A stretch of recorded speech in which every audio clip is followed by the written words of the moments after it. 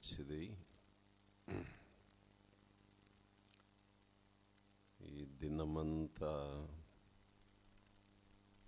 దేవుని వాక్యంలో మునిగి తేలే అనుభవం దేవుడు మనకిచ్చాడు. మనం వింటున్న ఉపదేశాలను భద్రం చేసుకోవటం చాలా ముఖ్యం. విని విడిచిపెడితే కొట్టుకొని పోతాం. లోకాశల్లో, లోక ప్రవాహంలో కొట్టుకొని పోతాం. కనుక విన్న వాటిని గట్టిగా పట్టుకొని హృదయంలో భద్రం చేసుకొని బ్రతుకుదాము. మంచిది. నా వంతుగా బేతనీయ అనే అంశమును ప్రారంభించాము. బేతనీయలో ఒక ఇంటి కథ.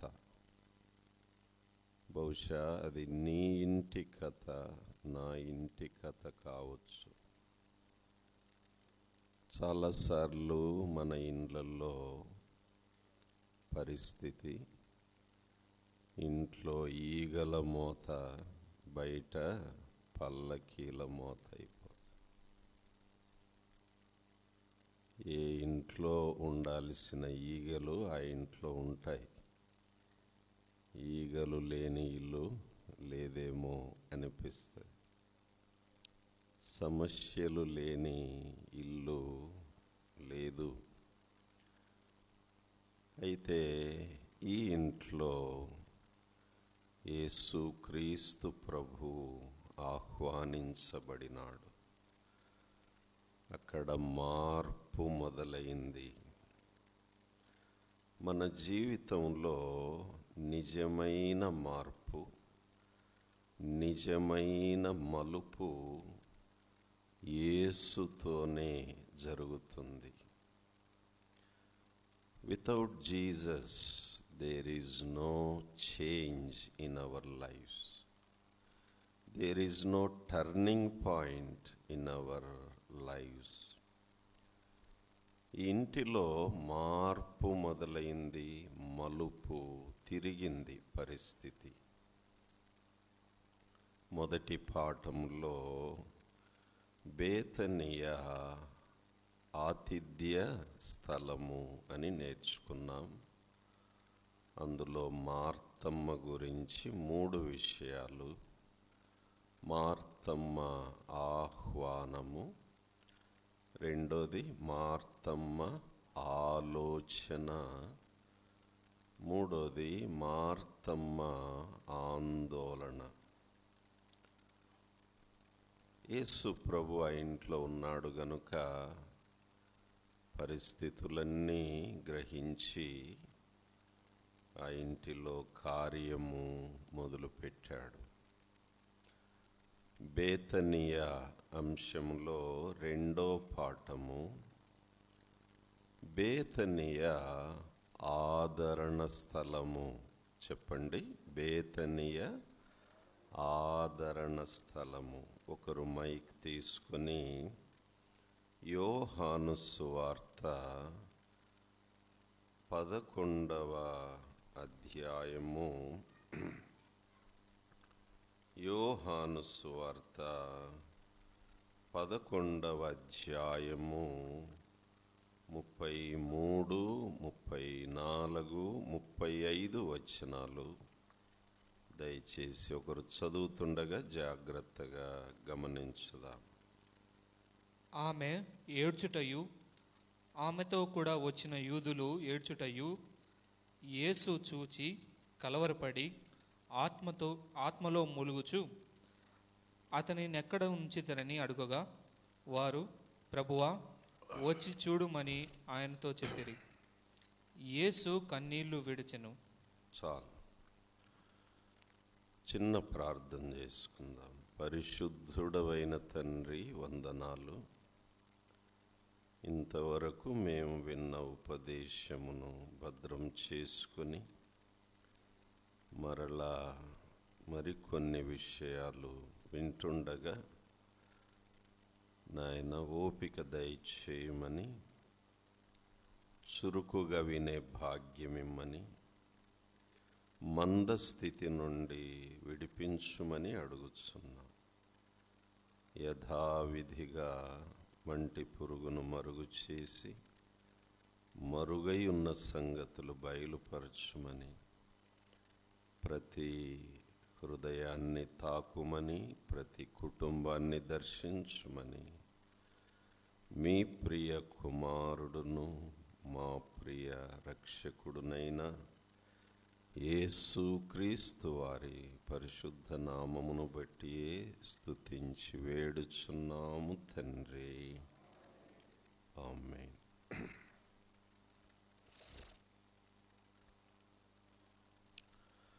మొదటి పాఠములో మనము గమనించాము, మార్తా మరియా కనబడుతున్నారు. ఆ భాగములో జాగ్రత్తగా గమనిస్తే లాజరును గురించిన ప్రస్తావన లేదు. ఏమయ్యాడు ఈ లాజరు? యవ్వనస్తుడు ఏమయ్యాడు అంటే ఏమయ్యాడో తెలియదు, ఎక్కడికి వెళ్ళాడో తెలియదు. కనుక మనం గమనిస్తే ఇతడు పత్తా లేడు. యవ్వనస్తుడు పత్తా లేకుండా పోయినాడు. ఆ ముగ్గురి విషయం మనం గమనిస్తే, మరియా యేసు పాదముల యొద్ద ఉంది. మార్తా యేసు పాదములకు దూరంగా ఉంది. లాజరు పత్తా లేకుండా పోయాడు. ఇంగ్లీష్లో ఇలా చెప్పాలి అంటే, Maria at the feet, Martha away from the feet, Lazarus absent from the feet. గుర్తుపెట్టుకోవడానికి చెప్తున్నాను. మరియా పాదముల దగ్గరుంది, మార్తా పాదాలకు దూరంగా ఉంది. లాజరు పత్తా లేకుండా పోయాడు. బహుశా యేసు ప్రభు ఇంటిలోకి వస్తున్నాడని తెలిసి ఆ ఇంటి వెనక దొడ్డిదారిలో బహుశా ఎక్కడ వెళ్ళిపోయాడేమో, నాకైతే తెలియదు. కొన్నిసార్లు దేవుని సేవకులు మన ఇల్లు దర్శిస్తున్నారు, వస్తున్నారంటే ఆ ఇంట్లో ఒకరో ఇద్దరో సైలెంట్గా జారుకుంటారు. ఆ అబ్బాయి ఏడమ్మా, ఆ అన్న ఏడి అంటే, ఇప్పుడే వస్తానని వెళ్ళాడండి అని అంటారు.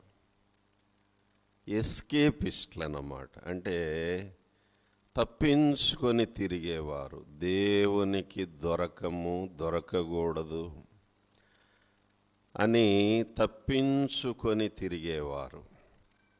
అయితే అది మన బుద్ధి పొరపాటు. ఎక్కడికి తప్పించుకుని వెళ్ళగలం చెప్పండి?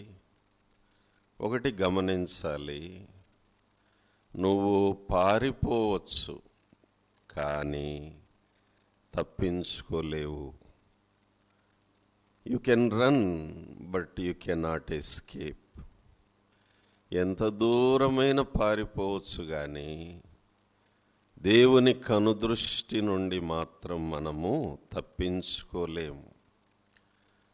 దేవుని ప్రేమ పరిధి దాటి నీవు నేను వెళ్ళలేము.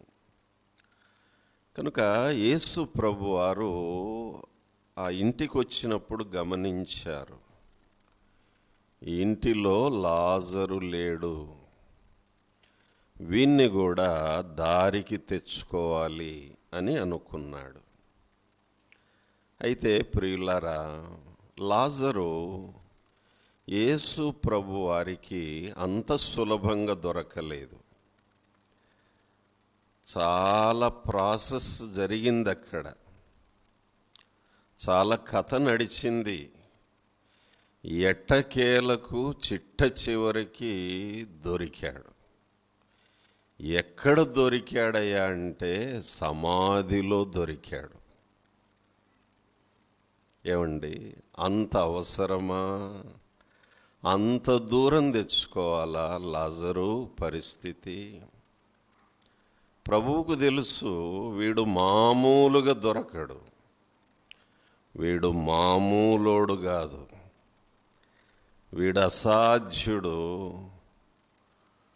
కానీ వీడు దొరికే చోట ఒకటి ఉంది నాకు, కానీ అంతవరకు నీ తీసుకెళ్ళాలి, అప్పుడే దొరుకుతాడు వీడు. అంతవరకు తెచ్చుకోవద్దు. ప్రభు ఇట్లా చక్కగా కూర్చోబెట్టి, ఫ్యాన్ వేసి, ఏసీ వేసి, మంచి భోజనాలు పెట్టి, మర్యాదగా చెప్తే వినము. ఏమండి, వింటే ఎంత బాగుంటుంది. అయ్యో ఇశ్రాయేలు, నీవు నా మాట వినిన ఎడల ఎంత మేలు. ప్రేమతో చెప్తాడు, ఓపికతో చెప్తాడు.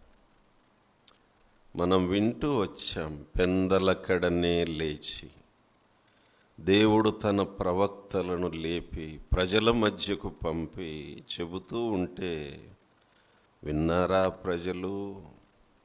వినలేదు. మధ్యాహ్నం వరప్రసాద్ రెడ్డి గారు ఒక మాట అన్నారు, చెరలోనికి వెళ్తే కానీ వారికి బుద్ధి రాలేదు అని.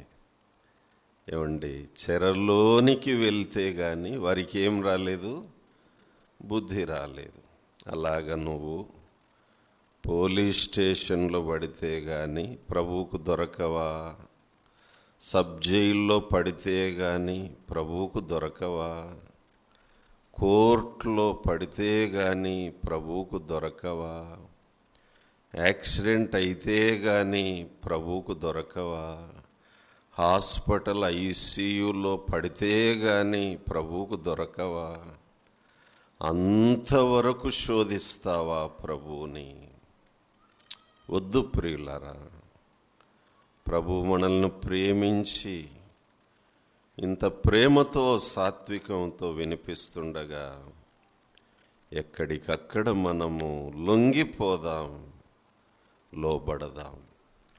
నా బ్రతుకు దినములు లెక్కింప నేర్పమని ఆ మధ్య ఒక పాట కరోనా టైంలో చాలా ప్రసిద్ధి చెందింది. అందులో ఒక మాట, యేసు ఇక లొంగిపోదును అని అన్నాడు భక్తుడు. ఇక లొంగిపోదును. కొంతమంది కరోనా వచ్చినప్పుడు లొంగిపోయారు, ఇటో అటో అనే పాయింట్లో ఉన్నప్పుడు లొంగిపోయారు. అంత అవసరమా మనకి? ప్రియులారా, వెంటనే లోబడితే ఈ ప్రాసెస్ అంతా తప్పేది కదా లాజరు. కానీ నువ్వు మామూలోడివి కాదు, అంత సులభంగా మాట వినవు. అయినప్పటికీ యేసు ప్రేమ అతన్ని వెంటాడింది. ఈ లాజరు గురించి ఈ పూట ఒక 3 విషయాలు మనం నేర్చుకుందాం. మొదటిది లాజరు రోగము. చెప్పండి, లాజరు రోగం. రెండోది లాజరు మరణం. చెప్పండి, లాజరు మరణం. కొంచెం గట్టిగా అరవండి, పర్లేదు. మొదటిదేంటి? వెనకున్న వాళ్ళు కూడా. మొదటిదేంటండి? లాజరు రోగం. రెండోదేంటి? లాజరు మరణం. మూడోది లాజరు పునరుద్ధానం. చెప్పండి, లాజరు పునరుద్ధానం. రండి, ఈ అధ్యాయంలోనే ఈ 3 విషయాలు క్లుప్తంగా పరిశీలన చేద్దాం. మొదటిది లాజరు రోగము. లాజరు రోగం. చదవండి, 11వ అధ్యాయము 3వ వచనం. బాబు చదవండి. 11:3. అతని చెల్లెండ్రు ప్రభువా ఇదిగో నీవు ప్రేమించువాడు రోగి అయి ఉన్నాడని ఆయన యొద్దకు వర్తమానము పంపిరి. కొంచెం తగ్గించండి, సౌండ్ అడ్జస్ట్ చేయండి. నీవు ప్రేమించు లాజరు రోగి అయి ఉన్నాడు అని కబురు పంపారు. నీవు ప్రేమించువాడు. ఆ మాటకొస్తే దేవుడు అందరినీ ప్రేమిస్తున్నాడు. మనకు తెలుసు, దేవుడు లోకమును ఎంతో ప్రేమించెను. అందరినీ ప్రేమిస్తున్నాడు. నీతిమంతులను అనీతిమంతులను కూడా ప్రేమిస్తున్నాడు. దేవుడు లోకమును ఎంతో ప్రేమిస్తున్నాడంటే, లోకము అనే చోట నీ పేరు పెట్టుకొని చదివితే బాగుంటుంది, నా పేరు పెట్టుకుంటే బాగుంటుంది. దేవుడు విజయ్ని ఎంతో ప్రేమిస్తున్నాడు. God loves all. కానీ ఇక్కడ విషయం ఏంటంటే, దేవుడు అందరినీ ప్రేమిస్తున్నాడు, కానీ అందరూ దేవుణ్ణి ప్రేమించట్లేదు. ఇక్కడ మరియా మార్తలో కబురు పంపారు, నీవు ప్రేమించు లాజరు ప్రభువా అన్నారు, కానీ నిన్ను ప్రేమించు లాజరు అన్నారా? ఇక్కడ లేదే. నిన్ను ప్రేమించే లాజరు ప్రభువా రోగి అయి ఉన్నాడంటే ఇంకెంత బాగుండేదో, కానీ అది లేదు. అనగా వన్ సైడ్ లవ్ అయిపోయింది. యేసయ్య లాజరును ప్రేమిస్తున్నాడు, కానీ లాజరు యేసయ్యను అప్పటికి ప్రేమించట్లేదు. ఇప్పుడు ప్రశ్న ఏంటంటే, డూ యు లవ్ జీసస్? యేసును నీవు ప్రేమిస్తున్నావా? ఈ ప్రశ్న పేతురును యేసు ప్రభు 3 సార్లు అడిగాడు. పేతురు, నీవు నన్ను ప్రేమిస్తున్నావా? పేతురు జీవితంలో 3 సార్లు అనేది ఒక అంశం. చాలా విషయాలు ఉన్నాయి ఆ 3 సార్లు. ఇందాక జస్వంత్ ఒకటి గుర్తు చేశాడు. కోడి కూయక మునుపు 3 సార్లు బొంకాడు, ఆయనెవరో నేను ఎరుగను అని. అట్లా పేతురు జీవితంలో 3 సార్లు అనేది ఒక అంశం. అందులో 3 సార్లు పేతురును ప్రభు అడిగాడు, Peter, do you love me? అంటే పేతురు కూడా సమాధానం చెప్పాడు, yes Lord, I love you. నేను నిన్ను ప్రేమిస్తున్నాను. ఎంత మంచి మాట అండి. కనుక ఈ పూట మనందరము గుండె మీద ఒక చెయ్యి వేసుకొని ప్రభు వైపు ఒక చెయ్యి చూపిస్తూ ఈ మాట అంటే మరొకసారి డిక్లేర్ చేస్తే ఎంత బాగుంటుంది. Jesus I love you, Jesus I love you. దావీదు మహారాజు 18వ కీర్తనలు అన్నాడు, యెహోవా నా బలమా, నేను నిన్ను ప్రేమించుచున్నాను. I love you my lord. దేవుడు అందరినీ ప్రేమిస్తున్నాడు, కానీ దేవుని ప్రేమించేవారు కొద్దిమందేనని మనము గ్రహించాలి. బైబిల్ చెప్తోంది, ఎవడైనను ప్రభువును ప్రేమింపకుంటే వాడు శాపగ్రస్తుడు అవునుగాక. కొరింథీలో పౌలు హెచ్చరించాడు. ఆయనను ప్రేమించట్లేదంటే నువ్వు శాపాన్ని కొని తెచ్చుకుంటున్నావు. You will become a cursed person. జాగ్రత్త. కనుక అమలారా, ప్రియులారా, ఎవరెవరినో ప్రేమిస్తున్నాం, దేన్నో ప్రేమిస్తున్నాం. దేవుని కంటే ఎక్కువగా ఎవరినో దేన్నో అదొక విగ్రహము అని ఇందాక జస్వంత్ జ్ఞాపకం చేశాడు. Let us be watchful. నా హృదయంలో నా యేసు కంటే నాకెవరూ ఎక్కువ కాదు, నా యేసు కంటే నాకు ఏది ఎక్కువ కాదు. ప్రేమిస్తే అలా ప్రేమించాలి. అందుకే ఒక భక్తుడు అన్నాడు, either all or not at all అన్నాడు. ప్రేమిస్తే నీ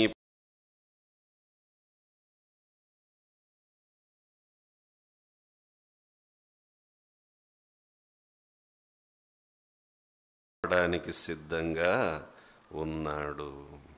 అయితే చూడండి 4వ వచనం.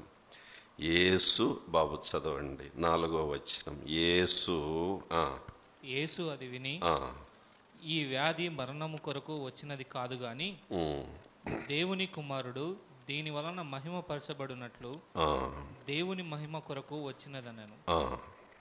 యేసు మార్తను ఆమె సహోదరిని లాజరును ప్రేమించెను.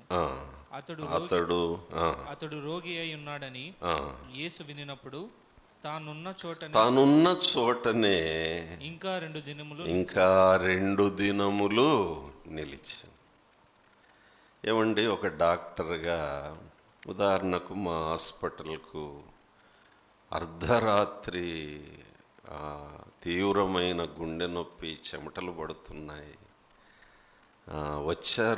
వచ్చి ఏం చేస్తారు, అరుస్తారు అంతే.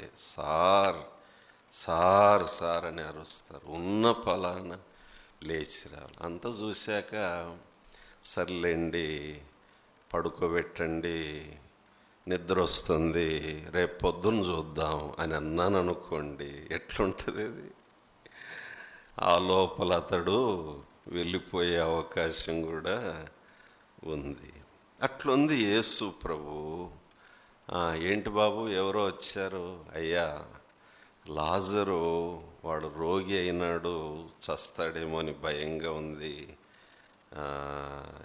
నువ్వు అర్జెంటుగా రావాలి అని అంటే, అప్పుడు అలాగా అని శిష్యులతో అన్నాడు, బాబు ఇంకో 2 రోజులు ఇక్కడే ఉందామని. ఏమండి, యేసును అర్థం చేసుకోవడం అంత సులభము కాదు, అంత సులభం కాదు. కానీ ఇక్కడ మనం గమనించాలి, వినండి బాగా. దేవుని ఆలస్యాలు అద్భుతముల కొరకే. దేవుని ఆలస్యాలు అద్భుతముల కొరకే. దేవుని ఆలస్యాలు మన జీవితంలో దేవుని మహిమ కొరకే. అది ఆలోచించాలి. కనుక ప్రభు అంటున్నాడు, ఈ రోగము దేవుని కుమారుడు దీని వలన మహిమపరచబడడానికే వచ్చింది. కనుక ప్రభు మన జీవితంలో కొన్ని విషయాలు ఎందుకు లేట్ చేస్తుంటాడంటే, నేను ఎక్కువ మహిమ పొందాలి, నా బిడ్డ జీవితంలో నేను ఎక్కువ మహిమ పొందాలి. ఎక్కువ మహిమ పొందే పాయింట్ వరకు ఆయన ఆగుతూ ఉంటాడు.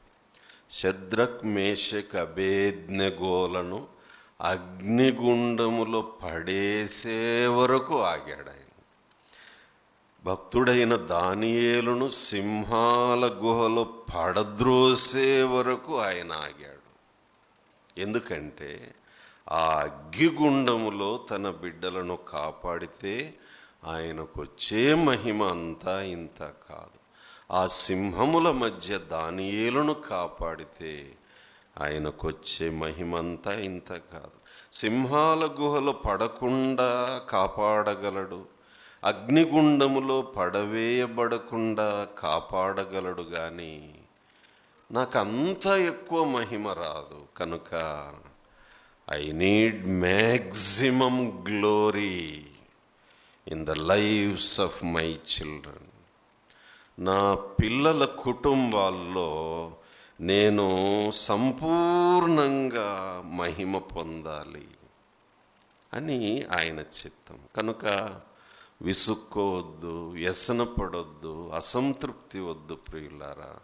We need patience with God. దేవునితో కూడా మనకు ఓపిక ఉండాలి. దేవుడు మనల్ని ఎంతో సహిస్తున్నాడు కనుక మామూలుగా చెప్తున్నాను, దేవుణ్ణి కూడా మనం సహించడం నేర్చుకోవాలి. అంటే మనం అడిగినప్పుడే అర్జెంటుగా జవాబులు ఇవ్వాలి అని అనుకోవడం పిల్ల చేష్టలది, పిల్లవాని భక్తి అది. అందుకే పౌలు అంటాడు, నేను పిల్లవాని వలె ఉన్నప్పుడు అంటాడు. కానీ ఇప్పుడు పెద్దవాడనై ఎదిగిన వాళ్ళు అర్థం చేసుకుంటారు, నా జీవితంలో నా దేవుడు చేస్తున్న ఆలస్యాలు అద్భుతముల కొరకే. అమ్మా గమనించాలి.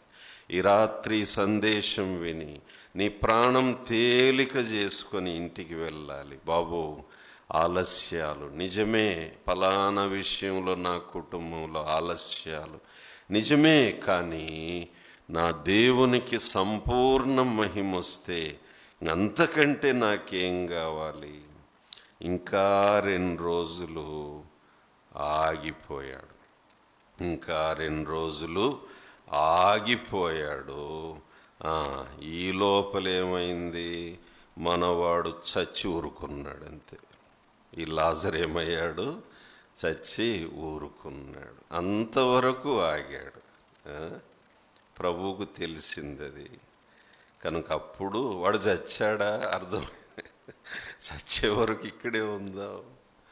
వాడు మామూలోడు కాదు, వాడు ప్రాణముండగా దొరికేవాడు కాదు. కనుక వాడు చచ్చేదాకా ఉందామనుకున్నాడు, ఉన్నాడు, చచ్చాడు. మొత్తానికి పని పూర్తయింది.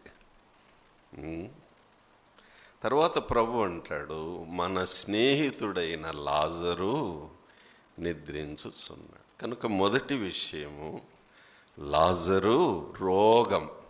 ఇప్పుడు రెండో విషయంలోనికి వెళ్తున్నాము. లాజరు మరణము. ప్రభు దాన్ని ఏమంటున్నాడు? నిద్ర అని అంటున్నాడు. దాన్ని ఏమంటున్నారు? నిద్ర. మహానిద్ర అంటారు మరణాన్ని లోకంలో కూడా చాలామంది. కనుక మొత్తానికి చచ్చిపోయాడు. చచ్చిపోయిన తర్వాత ప్రభు తన శిష్యులతో కలిసి వచ్చాడు. ఇప్పుడు రండి 17వ వచనం బాబు. 17. యేసు వచ్చి, కొంచెం మైక్ దగ్గర పెట్టుకొని చదువు, సౌండ్ పెంచండి ఆ మైక్. యేసు వచ్చి, అది వరకే అతడు 4 దినములు సమాధిలో ఉండెనని తెలుసుకొనెను. బేతనియా యెరూషలేమునకు సమీపమై ఉండెను. దానికి ఇంచుమించు కోసెడు దూరం. చాలు.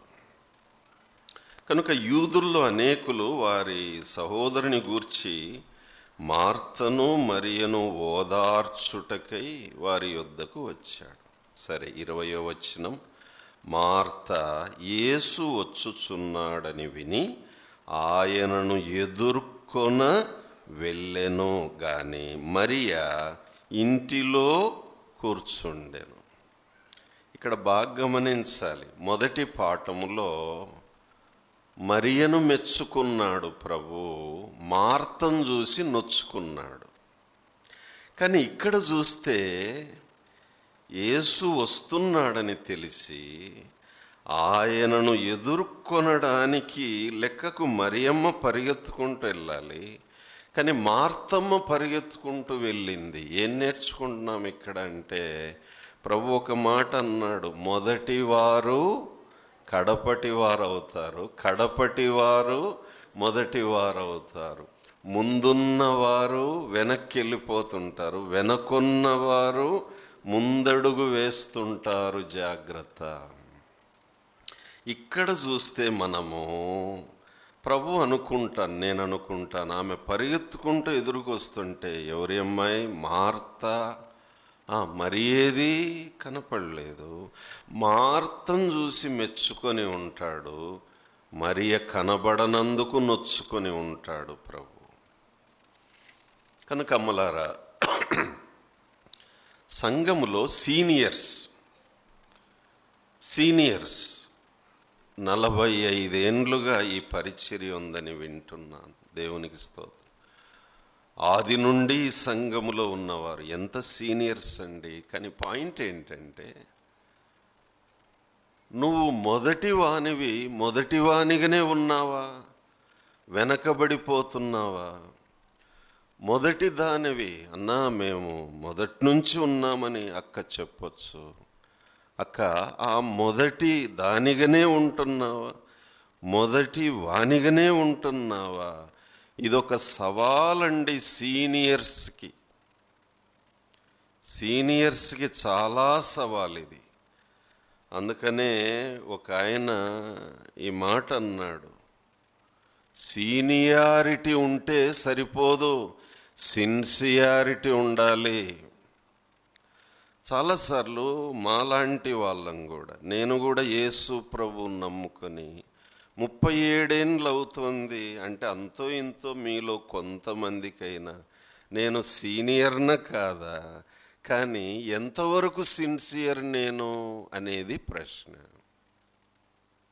ఇంకొక ప్రాబ్లం ఏంటంటే, సీనియర్స్తో ఇది లోతుగా ఎవరికి వారం విశ్లేషించుకోవాలి. మనము ఏండ్లు గడిచే కొద్దీ అంతకంతకు క్రీస్తు పోలికలోనికి రూపాంతరము చెందవలసింది పోనిచ్చి, సీనియర్స్లో కొంతమంది అంతకంతకు సంఘములోనే ఉంటారు, పరిసయ్యులుగా, శాస్త్రులుగా, సద్దూకయ్యులుగా రూపాంతరం చెందుతూ ఉంటారు. జాగ్రత్త. సీనియారిటీ నీ సిన్సియారిటీని పెంచకపోతే ఆ సీనియారిటీ వ్యర్థమైపోయింది కదా. కనుక సీనియర్స్ ఉన్నారు, జూనియర్స్కి ఆటంకంగా ఉండొద్దు, అణచివేతగా ఉండొద్దు, జూనియర్స్కి అడ్డుబండలుగా ఉండొద్దు, ఆటంకంగా ఉండొద్దు. మనము ఎదుగుతుండాలి, ఇతరులు ఎదుగుతుండాలి. అదండి అసలైన సీనియారిటీ. కనుక ప్రియులారా, జాగ్రత్త. మార్తమ్మ ఇప్పుడు ఒక మెట్టు ముందంజలో ఉంది. ప్రభు వస్తున్నాడు, పరిగెత్తుకుంటూ వెళ్ళి ఆయన్ని ఎదుర్కోవడానికి వెళ్తుంది. మరియా అలిగిందేమో, ఇంట్లో కూర్చుంది. చెప్పింటది, పాప ప్రభు వస్తున్నాడంటే రాని, నేను రాను. ఇప్పుడు ఏం చేస్తాడు ఆయన? ఎన్నిసార్లు మన ఇంటికి రాలేదు? ఎన్ని మంచి వంటలు చేసి పెట్టలేదు మనం. మొన్న నేను నాటుకోడి కూడా కోసాము వచ్చినప్పుడు. తెలుసు కదా ఆయనకి మనం ఎంత చక్కగా ఆతిథ్యం ఇస్తామో. ఇప్పుడు వస్తున్నాడు ఆ చుట్టం, అక్కరకు రాని చుట్టం అయిపోయాడు ఈయన. ఇప్పుడు వచ్చి ఏం చేస్తాడు? పర్లేదమ్మా, ఏం కాదులే, ఏదో జరిగిపోయింది అంటాడు, అంతే కదా. కానీ నేను ఎక్స్పెక్ట్ చేసింది అది కాదు, నేను ఆశించింది అది కాదు. వచ్చి లాజరును బాగు చేసి మన చేతికి అప్పగిస్తాడనుకుంటే ఎంత ఆశాభంగమైపోయింది నాకు. నో, నేను రాను. ప్రభువు మీద నిష్ఠూరం, ప్రభువు మీద ఆయాసం, ప్రభువు మీద కోపం రుసరుసలాడుతుంది మరియా. సరే అమ్మా, నువ్వు రావా, నేను పోతాను, పరిగెత్తుకుంటూ వెళ్ళింది. మార్త వెనకొన్నది ముందుకొచ్చింది, ముందున్నది వెనక్కు పోయింది. సీనియర్స్ జాగ్రత్త, ముందున్న వారు జాగ్రత్త. ప్రియులారా, మనము రాను రాను ఏ రోజుకా రోజు ప్రభువుతో వ్యక్తిగతంగా సంబంధం, సహవాసం లైవ్గా లేకపోతే అన్నీ జరిగిపోతుంటాయి. కానీ మనకు తెలియకుండానే పరిసయ్యులముగా, శాస్త్రులముగా, సద్దూకయ్యులముగా మారిపోతాము. ఏమవుతామో తెలుసా? సంఘానికి మనమే భారమైపోతాము, గుదిబండలం అయిపోతాం. జాగ్రత్త. సీనియారిటీ మంచిది, అనుభవం అది మంచిది. అయితే సిన్సియారిటీ లేకపోతే సంఘానికి మనము ప్రయోజనకరంగా ఉండమని నేను మనవి చేస్తాను. నేను భయపడుతున్నాను ప్రభువా, నేను అంతకంతకు నీ పోలికలోనికి వెళ్తున్నానా, లేకపోతే నాకు తెలియకుండా ఓ పరిసయునిలాగా, ఒక శాస్త్రిలాగా, ఓ సద్దూకయునిలాగా, ఆనాడు ఉన్న యాజకుల్లాగా, వీరందరూ క్రీస్తు విరోధులు ఆనాడు. అలాగే సంఘములో దేవుని కార్యాలకు, దేవుని విషయాలకు మనమే తెలియకయే అడ్డుబండలం అవుతాము. మనల్ని చూసి జూనియర్స్ నిరుత్సాహపడిపోతారు, నీరసిస్తారు. అలాగని ఎదిరించలేరు, నలిగిపోతారు. పసిగట్టాలి మనం. నేను ఒకసారి ఒక సంఘానికి వెళ్ళినప్పుడు ఆయనకు 85 ఏండ్లు ఉంటాయి. అన్నీ తానై కనబడుతూ ఉన్నాడు. నేను ఆశ్చర్యపోయాను. తర్వాత అక్కడ యవ్వనస్తులు వాళ్ళు ఉంటే భోజనం టైంలో వడ్డిస్తుంటే నేను అడిగాను, ఏంటి బాబు అంతా పెద్ద ఆయనే తిప్పలు పడుతున్నారు, ఈ సంఘంలో యవ్వనస్తులు లేరా, పరిచారకులు లేరా, ఎందుకు ఆ పెద్ద ఆయన అంత తిప్పలు పెడతారంటే వాళ్ళన్న జవాబు ఏంటంటే, సార్ మా అంకులు ఏ బాధ్యత మాకు అప్పగించడు, ఏమి అప్పగించడు, అంతా తన దగ్గరే పెట్టుకుంటాడు, పని డిస్ట్రిబ్యూట్ చేయడు, సంఘములో వాడుకోడు మమ్మల్ని. పెద్ద ఆయన కదా, ఫౌండర్ కదా, అందుకని మేమేమనలేకపోతున్నాం. కనుక మేము అంతో ఇంతో ఎప్పుడు ఎదుగుతామంటే ఈయన పోయిన తర్వాతే ఎదుగుతాం.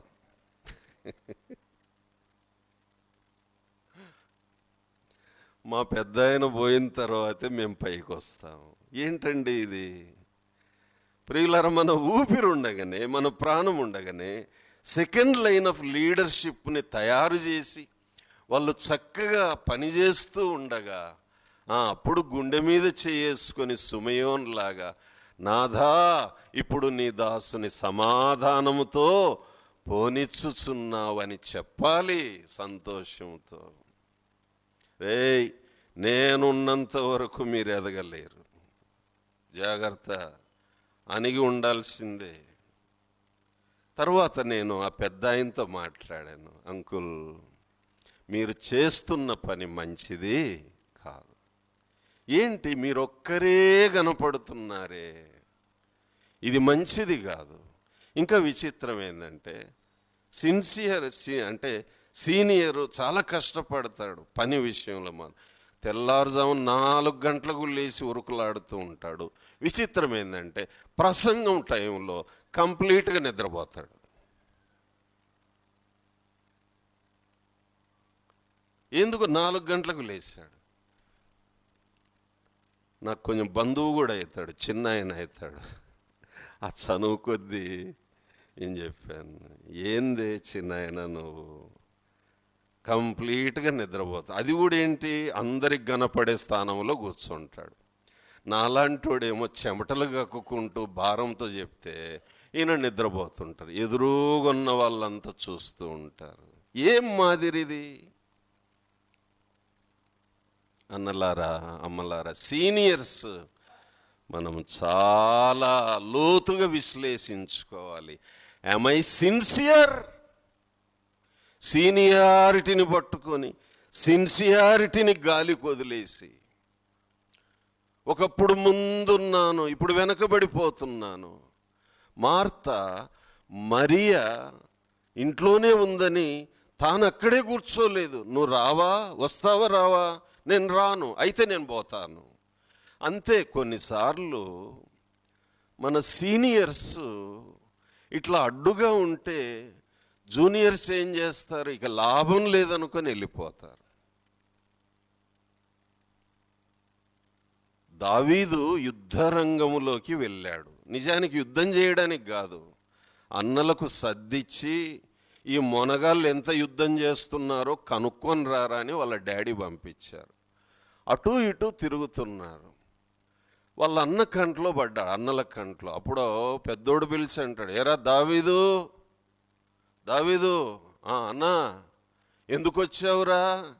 యుద్ధము చూడడానికే కదా వచ్చావు. ఆ మందనేం చేశావురా? ప్రియులరా, విచిత్రం చూడండి. ఈ అన్నలు యుద్ధంలో ఉన్నారు కానీ మనసు మాత్రం మంద మీద ఉంది, యుద్ధం మీద లేదు. ఏం చేసావురా మందను? నీ చెడుతనం నాకు తెలుసు, నువ్వెంత చెడ్డోనివో తెలుసు. మందను వదిలేసి వచ్చావు నువ్వు అని గద్దిస్తూ ఉన్నాడు.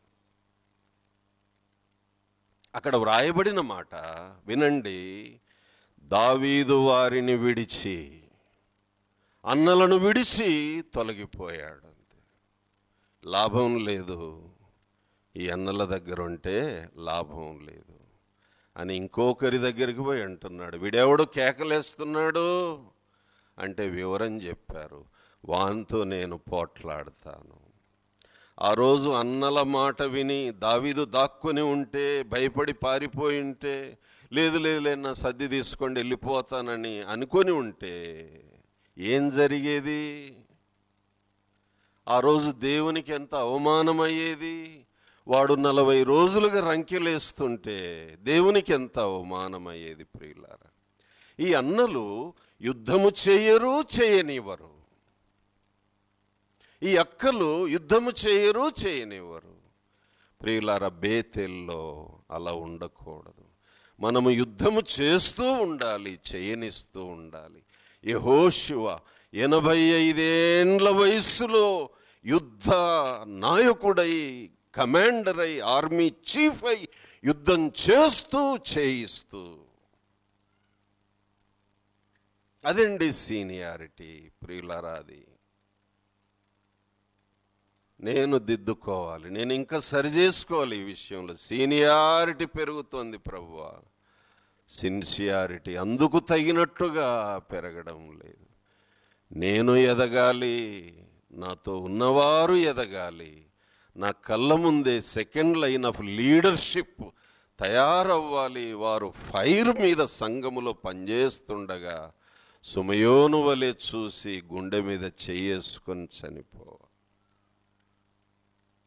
ప్రియులారా, ఇది హెచ్చరిక. మొదటివారు కడపటివారు అయిపోతారు, కడపటివారు మొదటివారు. ముందు పోతున్నవారు వెనకబడిపోతారు, వెనకున్నవారు ముందుకైతారు.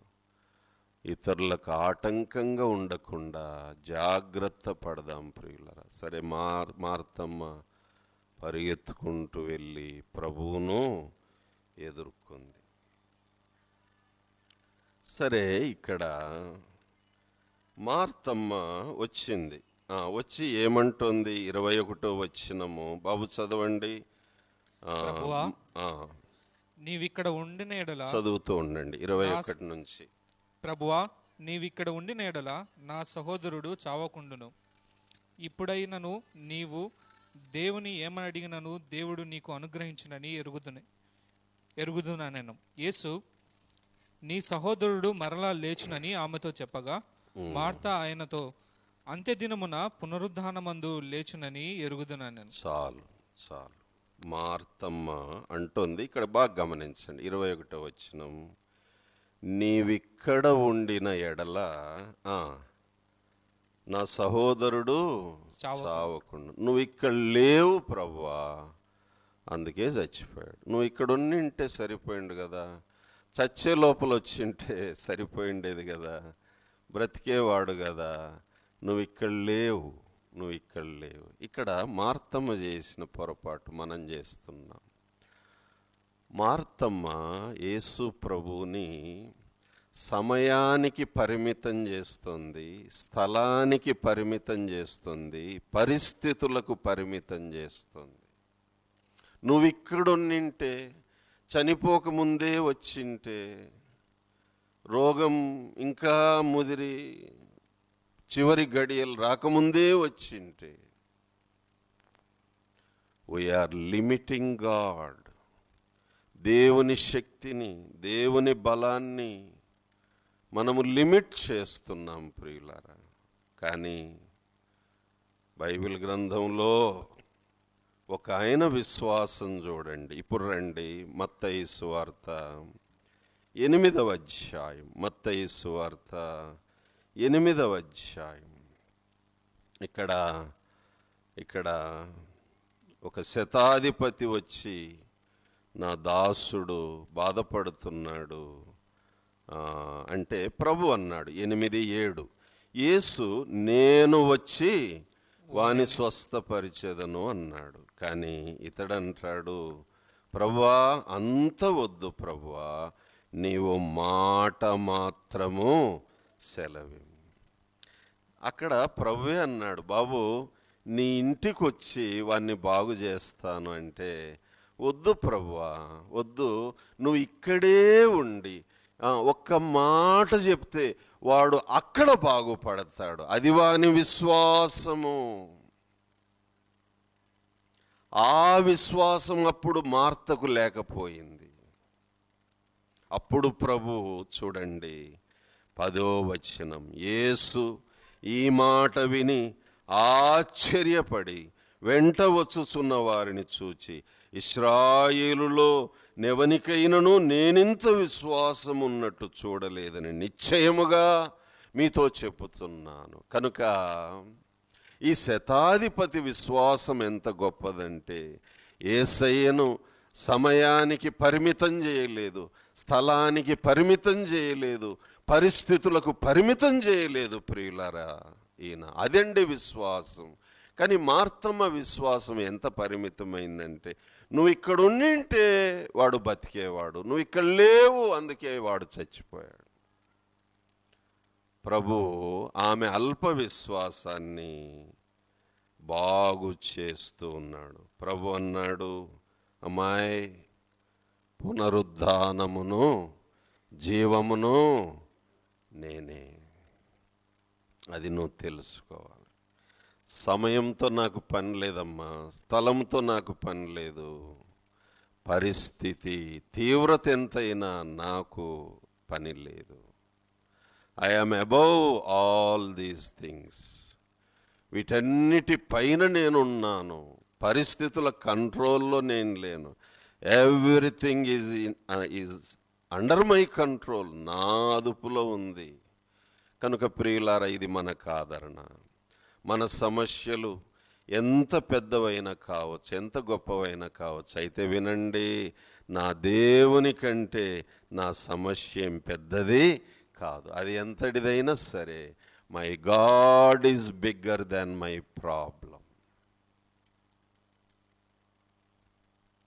లాజరు రోగము, లాజరు మరణం.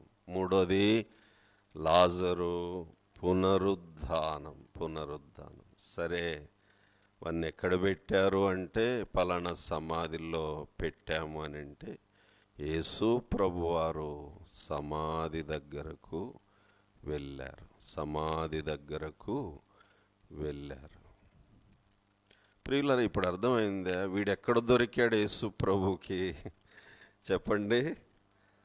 అంత కావాలన్నా బాబు, తమ్ముడు, యవ్వనస్తురాన్రు, అంత కావాలన్నా నీకు? అంతవరకు మాటినవా? చూసుకుందాంలే ప్రభు అంటావా? వద్దమ్మా, ఇదెంత పెయిన్ఫుల్ ప్రాసెస్ చూడండి. వాడు ఏడ్చాడు రోగంతో, వీళ్ళను ఏడిపించాడు. అందరూ ఏడుపులు. అరే, మర్యాదగా వింటే సరిపోయిండేది కదరా బాబు. అంత సులభంగా మాట వింటామా? వినం. అందుకే ఈ కూడికలు అన్నమాట. ఇన్ని వేలు ఖర్చు పెట్టి కూడికలు. కనుక ప్రభు అన్నాడు, వాన్ని ఎక్కడ ఉంచారు అని అంటే, పలానా చోట అంటే యేసు ప్రభు వెళ్ళాడు. అప్పుడు మరియా మొత్తం మీద పరిగెత్తుకుంటూ వచ్చి ప్రభు పాదాల మీద పడింది. 32లో ఆమె కూడా ఇదే పాట పాడుతుంది, ప్రభువా నీవిక్కడ ఉండిన ఎడల నా సహోదరుడు చావకుండును అనేను. మళ్ళీ ప్రభు బాధపడుతున్నాడు, ఆత్మలో మూలుగుచున్నాడు. అతనిని ఎక్కడ ఉంచిరి అనగా, ప్రభువా వచ్చి చూడుము, కన్నీళ్ళు విడిచాడు. సరే బాబు రే ఆ రాయి తీయండ్రా అంటే వెంటనే ఇప్పుడు చూడండి మార్తం ఏమంటుంది 39, యేసు రాయి తీసివేయుడని చెప్పగా చనిపోయిన వాని సహోదరి అయిన మార్త, ప్రభువా అతడు చనిపోయి 4 దినములైనది గనుక ఇప్పటికీ వాసన కొట్టునని ఆయనతో చెప్పాను. అదనమాట ఆమె ప్రేమ.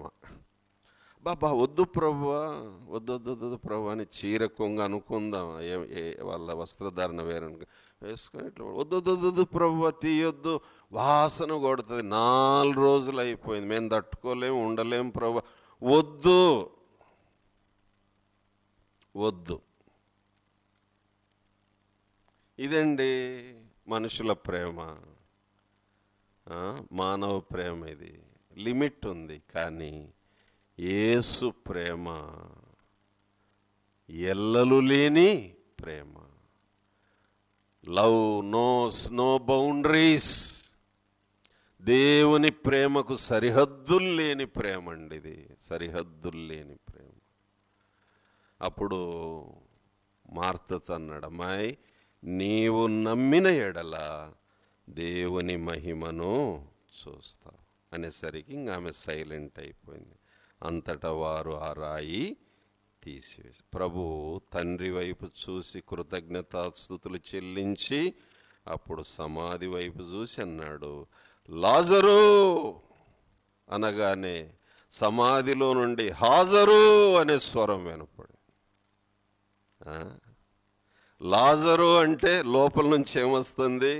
హాజరు బళ్ళో ప్రజెంట్ సార్ అన్నట్టు, హాజరు సార్, ఉన్నాను రారా బయటికి. లాజరు అన్నాడు. బహుశా అక్కడ ఇంకా కొన్ని సమాధులు ఉన్నాయేమో నాకు తెలియదు. ఒకవేళ లాజరు అనే పేరున్న వాళ్ళు 10 మంది ఉన్నారనుకోండి ఆ సమాధుల్లో, లాజరు అంటే 10 మంది లేచి వచ్చేవారు. అంతే కదండి, అందరికీ వర్తింది. నేను కూడా లాజరే. కానీ ఆ సమాధుల దగ్గర ఒకడే ఉన్నాడు అనుకుంటా. సరే, పేరు పెట్టకుండా ఆ సమాధుల దగ్గర రా లేచి అని అంటే అందరూ లేచి వచ్చేవాళ్ళు. ఎందుకంటే అది అందరికీ పోతుంది. ప్రభు అందుకే స్పెసిఫిక్గా పేరు పెట్టాడు. అందరినీ లేచిరా అంటే అది పెద్ద ప్రాబ్లం అయిపోతుంది. ఎందుకు? ఆ ముసిలి ముతక అందరు లేచి వస్తారు. అప్పుడు వాళ్ళు వాళ్ళ ఇండ్లకు పోతుంటే ఇంట్లో వాళ్ళు అదురుకొని వాళ్ళు పారిపోతారు అంతే. ఒకవేళ తట్టుకొని నిలబడినా అంటారు ఆ ముసలోళ్ళతో, నిన్ను లేపింది ఎవడు? ఎందుకు లేపినాడు? ఏదో పోయినావని మేము సుఖంగా ఉంటే మళ్ళీ లేచి వస్తే మళ్ళీ ఎవడు సాకలు నిన్ను?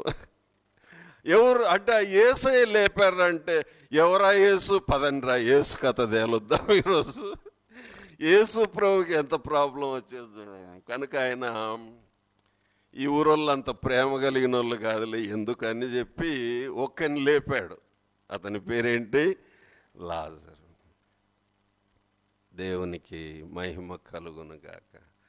4 రోజులు కుళ్ళిన శవాన్ని ఒక మాటతో లేపాడు. ప్రియులారా, వాడు లేచి ప్రభు వైపు వచ్చాడు. ఇప్పుడు చెప్పండి, రోగిగా ఉన్నప్పుడు బాగు చేసింటే మహిమ వచ్చేది ప్రభువుకు.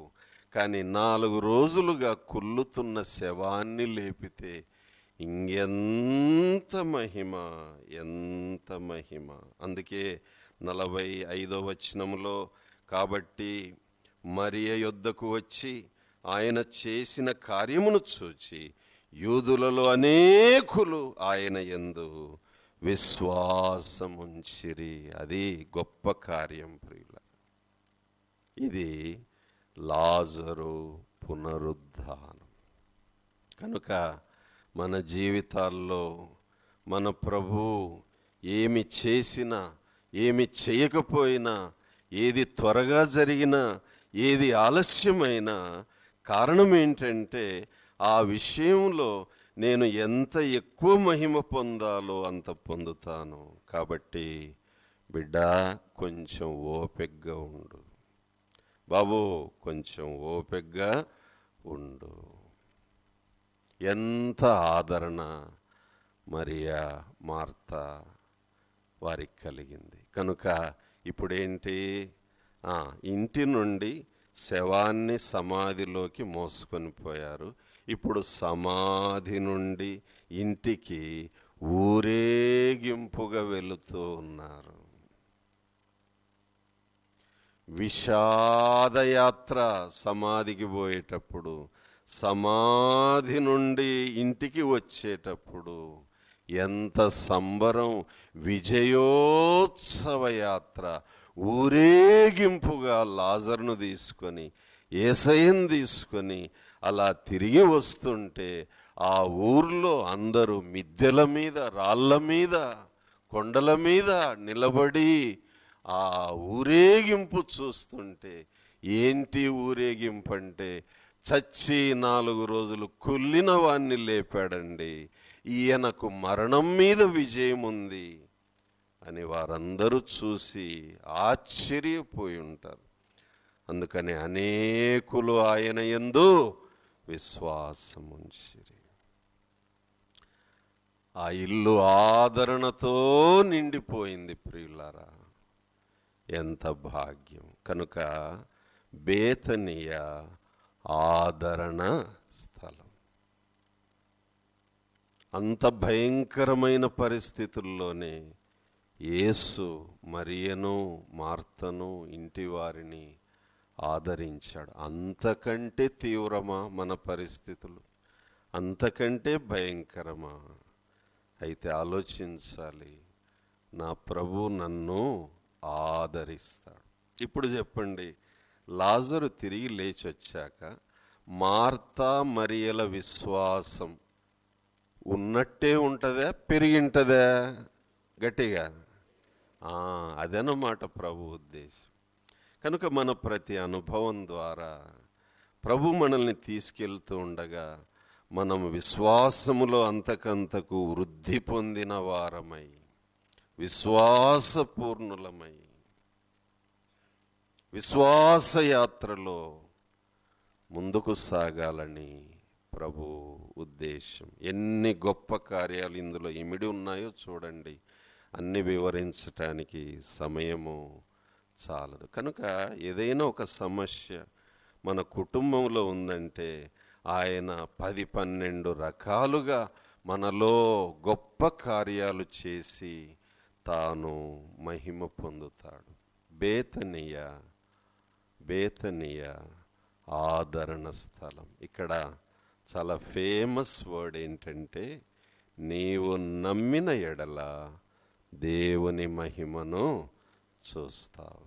ఎంత నమ్మితే అంత మహిమను చూస్తావు. కనుక ఈ మాటలు వింటుండగా మన విశ్వాసాన్ని పరిశుద్ధాత్ముడు పెంచుతుండగా, ప్రభువా, ఎలాంటి సమస్యలైనా నేను విశ్వాసముతో ఎదుర్కొంటాను, నన్ను ఆదరిస్తావు, నువ్వు మహిమ పొందుతావు. దేవుడట్టి కృపలో